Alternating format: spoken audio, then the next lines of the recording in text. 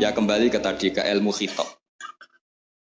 Kalau ini tidak dipelajari, maka orang Khawarij ini megang otoritas. Tidak bisa. Mereka enggak menguasai pintu surga maupun pintu neraka. Enggak bisa. Mereka dengan seenaknya, tobatnya orang yang pernah gini enggak diterima. Tidak bisa. Wilayah yang nerima tidak itu wilayahnya Allah Subhanahu wa Ta'ala. Sehingga kita tetap berpendapat sesuai eksplisit yang ada di Quran. Walillahi mulkus samawati wal ardi. Apa? Yaghfiru liman yasha wa yu'adzibu man yasha. Sehingga nggak boleh kita pegang otoritas agama, nggak boleh. Kita hanya bisa menjelaskan. Kalau pegang nggak boleh. Misalnya saya dengan sampean surganya dulu mana? Bisa saja dulu jenengan. Kok bisa Gus? Iya kan? Mungkin wah keren ngaji tawaduk mau. Mungkin saya dari bab tawaduk keren sampean. Di bawah saya di atas. Di bab tawaduk keren sampean. Sehingga kalau surga kok jalurnya tawaduk mesti dulu sampean. Karena sampean di bawah saya di atas. Tapi saya nanti protes sama Allah. Protesnya gini, posisi saya diperintah ya. Gayanya mereka duduk di bawah, tapi merintahkan saya supaya mau mengajar. Jadi nggak ada sopan-sopannya, karena mereka merintah ya. Ya terutama di PPI ya, Pak. Oh itu nggak sopan sekali karena merintah. Sehingga kalau yang dipandang, makanya masyhur itu kan. Ada wali, itu yang satu jadi wali karena sholat di shaf awal. Keren kan, shaf awal fadilahnya utamanya kan luar biasa. Yang satu kalau sholat tuh di belakang terus, tapi juga jadi wali. Yang depan agak protes, ya Allah kenapa ini jadi wali padahal sholatnya di belakang. Jawabannya lucu yang di belakang. Kenapa? Saya tuh malu. Saya ini masih banyak dosa, banyak salah kok di depan. Kok kayak suci sendirian. Jadi kalau kamu sowan sama raja atau sama kiai, yang paling depan tuh kan yang kepedean. Dia milih yang belakang, jadi sopan masih agak terlalu dekat gitu. Orang itu tidak pernah tahu. Kadang-kadang Allah itu kita tidak pernah tahu. Andai kan boleh dibahasakan, kita tidak pernah tahu cara berpikir Tuhan. Jadi Allah itu zat yang mau, ya itu tadi otoritasnya penuh. Makanya saya pernah cerita di mana-mana, di kitab-kitab yang saya baca itu ada 2 orang yang ahli neraka, sudah di neraka. Ini sekaligus ijazah, saya ulang lagi sekaligus ijazah, bisa dipraktekkan nanti itu. Setelah itu 2 orang ini dipanggil ke surga sama Allah.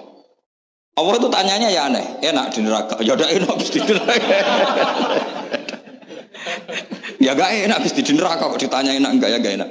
Ya sudah kembali lagi ke neraka, lari kencang-kencang, lari menuju neraka, lari. Sama Allah dipanggil lagi, loh kenapa kamu semangat? Ya Allah. Saya ini kapok, saya ini trauma. Dulu ketika engkau perintah, saya ini lelet sekali. Disuruh sholat lelet, disuruh zakat lelet. Maka ini dengan perintah saya semangat supaya nggak ngulang kesalahan yang sama. Akhirnya sama dipanggil, ya sudah di surga aja. Di surga. Karena semangat lari menuju neraka. Maka ini ijazah nanti kalau di mahsyar ya, kamu dipanggil, ayo masuk neraka, harus apa? Semangat. Harus semangat. Oke, mesti semangat. Lah repotnya kalau nggak dipanggil lagi. Akhirnya barokahnya semangat itu dia di surga. Kita tidak pernah tahu cara berpikir Tuhan. Nanti kan boleh dibahasakan seperti itu. Yang satu, ayo kembali lagi ke neraka. Tolah gitu. Jalan noleh lagi. Sampai itu gak semangat noleh lagi. Terus ditanya sama, kenapa kamu tolah gitu? Saya tidak pernah ngira ya Allah ketika engkau panggil di surga. Kemudian engkau kembalikan lagi ke neraka. Ya sudah kamu di surga saja. Barokahnya husnudzon.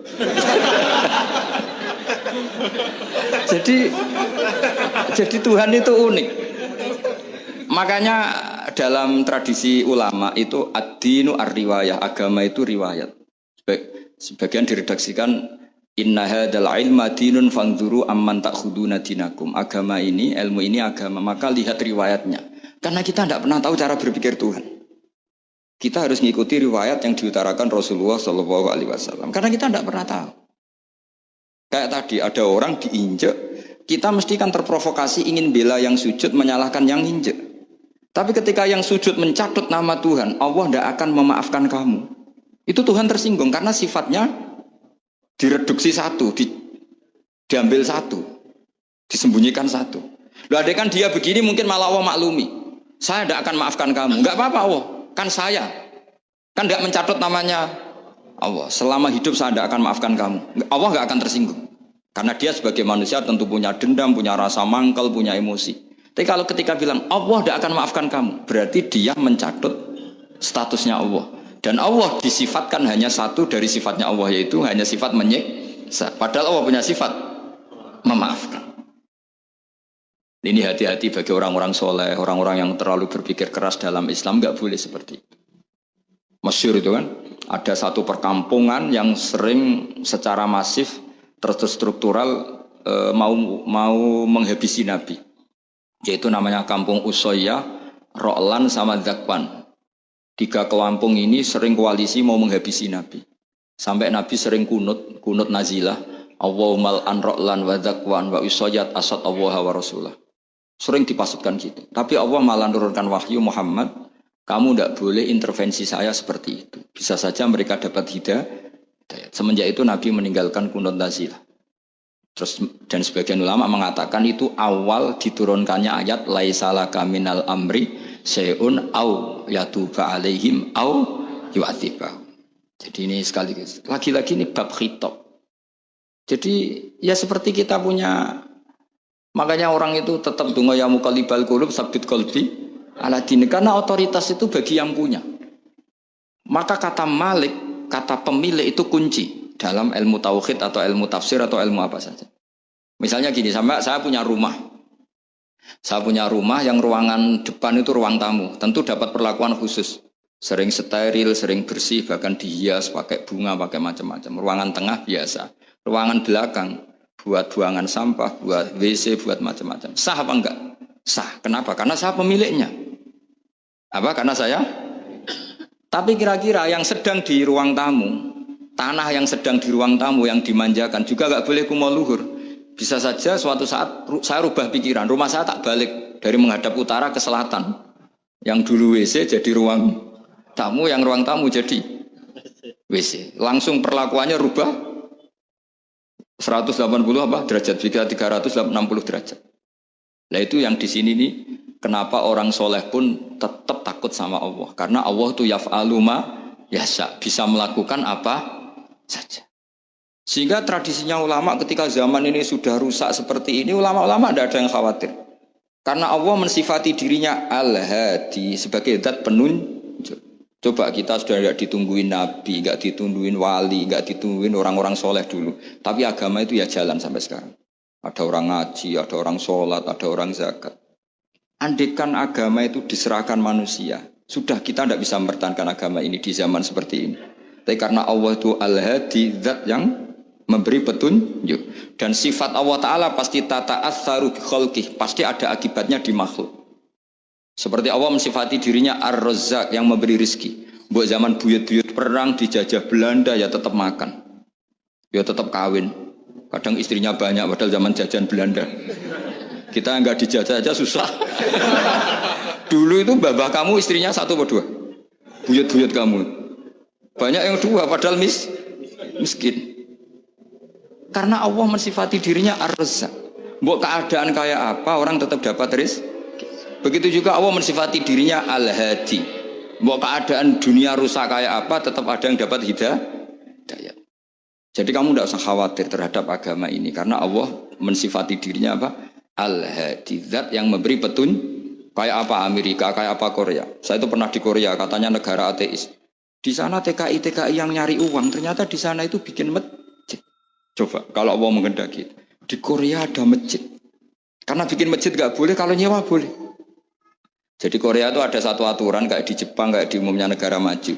Yang sudah fungsi sosial itu tetap sosial, nggak boleh menambah yang baru. Jadi kalau dari gereja dibeli masjid boleh, tapi kalau tanah lapang dipakai masjid nggak boleh karena ngurangi tanah. Tapi kalau dari gereja jadi masjid boleh, dari bar untuk masjid boleh, dari pantai asuhan jadi masjid boleh. Pokoknya yang fungsi sosial.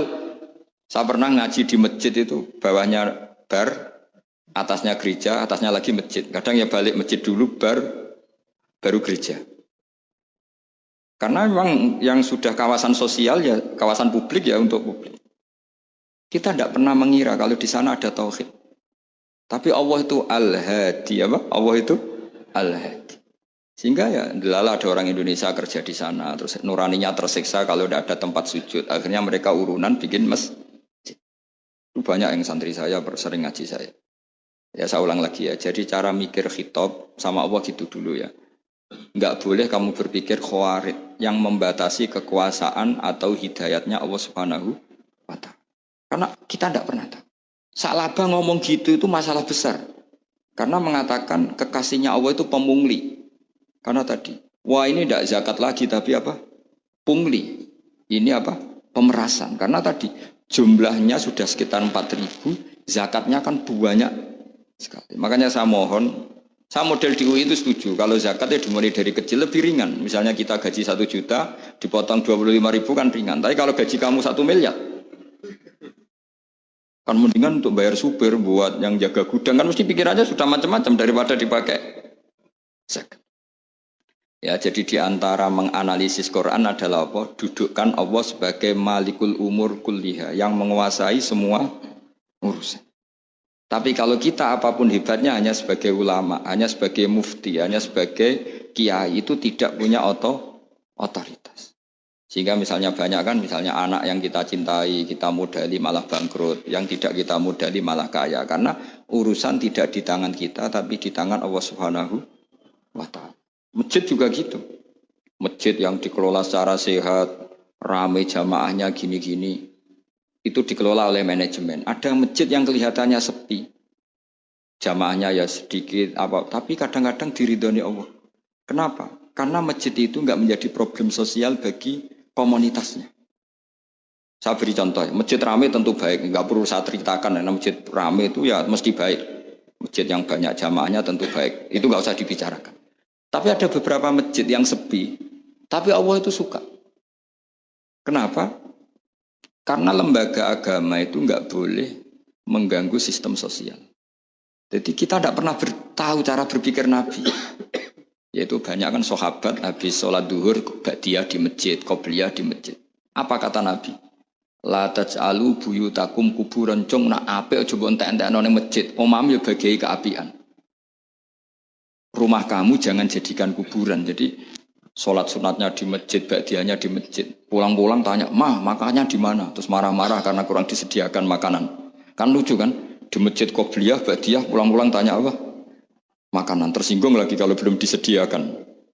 Akhirnya apa? Anak-anak kita yang kecil kenangan melihat bapaknya itu apa? Bapak itu orang yang kalau dari masjid tanya makanan. Dan marah kalau tidak kesampaian. Coba kalau kamu datang dari masjid, sholat. Kenangan anak kamu apa? Bapak itu orang yang kalau datang dari pergi, sholat. Sehingga kenangan anak-anak kita ini melihat kita sholat, sujud di rumah. Jika Nabi membahasakan apa? Jangan jadikan rumah kamu sebagai kuburan. Kasih jatah sholat. Sehingga ulama mengatakan jamaah itu paling baik itu di masjid untuk jamaah fardu. Untuk sholat sunat beberapa malah sebaiknya di. Sehingga saya ini sebagai kiai ya sering bingung. Bingungnya kadang ada orang terlalu overacting, ingin masjidnya ruame sehat. Yang satu enggak.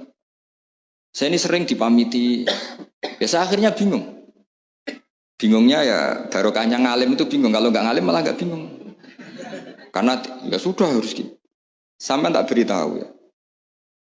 Nabi awal ngendikan itu ju'ilat lanal ardu kulluha masjidan. Semua tanah Allah itu hakikatnya. Apalagi ini rumah kita. Anak kita biar menyaksikan saat kita sujud, saat kita baca Quran, saat kita ngaji. Kalau semua ini di masjid, kemudian Anda di rumah, taunya makanan, menuntut ngopi, menuntut kenangan di keluarga kita kurang baik. Makanya Nabi membahasakan apa? La taj'alu buyutakum kuburon. Jangan jadikan rumah kamu sebagai kuburan. Apalagi ada pepatah lagi, al-ummu madrasatul ula. Ibu adalah madrasah pertama. Coba kalau kita ngajarin Quran di rumah, ya tentu masjid ya tetap ada kegiatan, tapi jangan sampai mematikan rumah. Sehingga kita sebagai ulama itu ada masjid ramai ya seneng, ada masjid setengah ramai ya nggak apa-apa, asal efeknya menyebar ke masyarakat. Jadi ramainya masjid ya baik, tidak ramai kalau yang ramai ibadah di rumah-rumah juga baik. Maka dulu zaman Nabi Musa malah istilahnya waj'alu buyutakum qiblatan wa aqimus sholat. Jadikan rumah kamu sebagai kiblat, sebagai tempat ibadah. Coba kenangannya Nabi kalau sholat malam itu di rumah apa di masjid? Di rumah, sehingga Aisyah punya kenangan sampai hatta waromat kodamau sehingga tangan kakinya Nabi bengkak. Dan Nabi alami saja. Kamu kira Nabi sholat punya kayak anak-anak sekarang kan yang kayak ada ruang sholat. Ternyata hanya dipasang sajadah sama tasbih, nggak pernah dipakai. Kalau Nabi enggak, yang dipakai Sayyidah Aisyah itu ya tempat sholat. Sehingga kata Aisyah, Nabi itu sholat di tempat tidur saya. Kalau Nabi sedang berdiri, kakiku tak selonjorkan. Kalau Nabi sujud, kakiku tak ingkretkan. Ya di tempat Sayyidah Aisyah tidur itu. Nabi sholat. Pas berdiri kan berdirinya Nabi lama, Aisyah selonjor. Pas Nabi mau sujud, kakinya diingkretkan. Segampang itu Nabi. Akhirnya apa? Kenangannya Aisyah sebagai istri itu doa-doa tahajud, doa-doa. Coba kalau Nabi tahajudnya di masjid, Sayyidah Aisyah tidak punya kenangan doa-doa apa? Sehingga kita harus ngikuti ngaji. Sehingga kalau nuruti teori ya, sholat itu ibadah. Sebaiknya kalau ibadah ya di tempat ibadah. Tidak seperti itu cara pandang. Kata Nabi, semua buminya Allah adalah saksi kita ketika ketemu Allah. Semakin saksi itu baik, banyak, maka semakin baik. Maka kalau sholat sunat, kesunatannya itu pindah-pindah tempat. Tapi ya jangan terlalu habis di sini terus pakai mobil ke sana gitu. Iya kalau pas di perempatan ada orang cantik nggak jadi diterusin nanti. Tapi ini sama saya cerita ya. Jadi di antara mengkaji Quran itu mengkaji cara Allah membuat khitab. Dan yang kunci semua adalah Allah adalah zat sing otoritatif malikul umurikul dia.